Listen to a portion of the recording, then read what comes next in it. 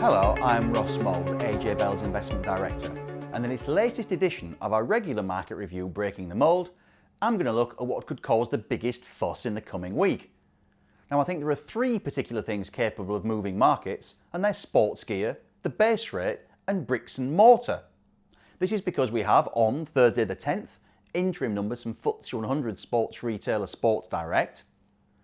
the latest monetary policy decision from the Bank of England, also on Thursday the 10th, and finally, a trading update from house builder Bellway, and that's due on Friday the 11th. Okay, so let's take those in order, get stuck straight into sportswear and therefore Sports Direct, which will be releasing first half results on the 10th of December. Okay, I admit, major shareholder Mike Ashley isn't everybody's cup of tea, especially if you support Newcastle United or Rangers football clubs, but the manner in which his firm has trampled high street opponents through street-smart pricing, brand acquisition and aggressive store rollout plans, well, they all help to explain this fairly impressive 5-year share price chart. Now, the shares, as you can see, have begun to run out of puff a little bit of late, and that is owing to questions over the firm's stake in online retailer Findel, further ructions over corporate governance and how executive bonuses are triggered, and also what was frankly a very bold trading statement that gave nothing away at the firm's October annual general meeting, or AGM. Chief Executive Dave Forsey merely stated that management still expected earnings before interest, tax, depreciation and amortisation, EBITDA for short, to come in at around 420 million quid. So that's the key figure to watch in the outlook statement from the FTSE 100 firm, along with comment on the new Irish acquisition Heatons and any further disclosure on plans for the stake in Findel.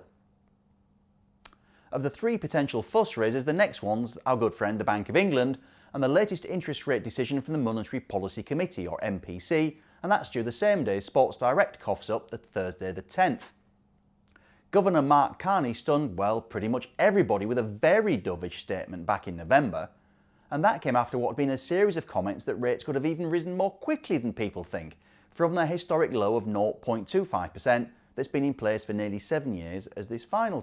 next chart shows. Now, this flip-flop, not the first in Mr. Carney's tenure, was interpreted to mean that interest rates may not rise until late 2016 or early even 2017, even though the Canadian has said he's got other tools to use if the economy runs too hot. Now, the 9-member MPC has voted 8-1 against interest rate increases at the past 4 meetings and 9-0 against adding to QE, so let's see the scores this time.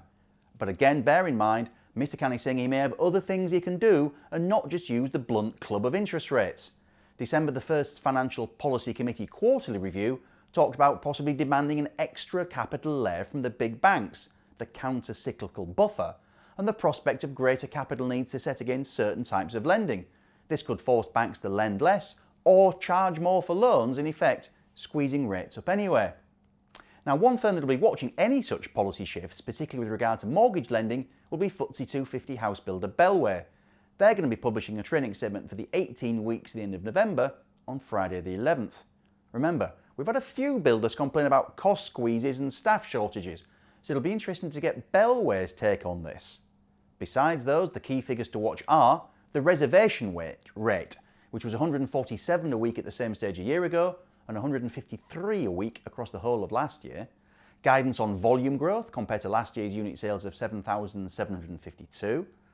any guidance on operating margin which will capture that all-important cost equation, this figure was 20.4% last year, and finally any comment on land acquisition, which the government's trying to make easier, and also the land bank, which came to 36,000 plots or there or thereabout last time. Now, this chart shows how Bellway's operating profit has rocketed in the last 5 years, and the final graphic, well, that shows you how the shares have understandably responded over the same period. Now, after that run, the shares still offer a yield of 3.5% and come on a PE of barely 10. That's a healthy discount to the market, even though there's little balance sheet debt. However, the stock does trade in around 2 times historic book or net asset value, so there's a good chunk of good news already factors into the share price, and Bellway may need to keep on showing good profit momentum to keep the shares going, so watch that cost base in particular. Thank you for watching, and I look forward to seeing you next time.